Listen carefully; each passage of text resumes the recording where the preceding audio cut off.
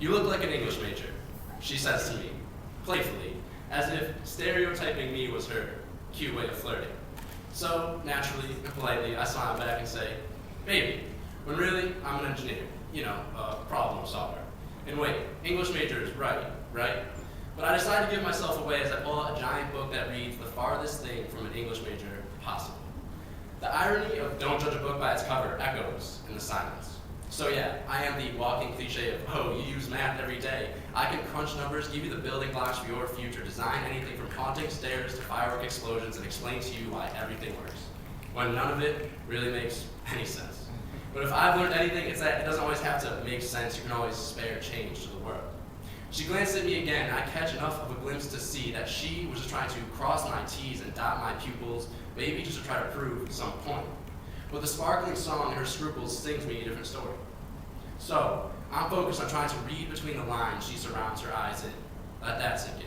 I'm trying to see what branches you out, put you out on a limb. Wondering, what things do you choose to leave, and what things do you take wonder in?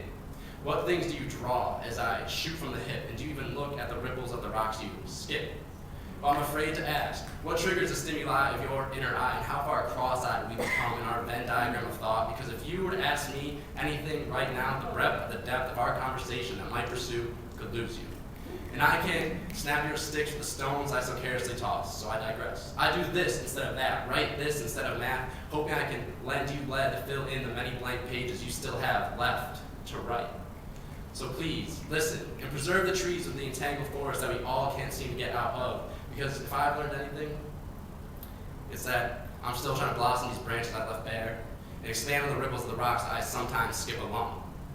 So, be mindful to those their minds full. Search blindly, find answers you can see. Look and think critically, and don't thank me, thank the world in the way it should be. Before we head our separate ways, I stopped to realize and think, whoa, maybe she's right. I guess I am an English major. She must be the engineer. Thank you.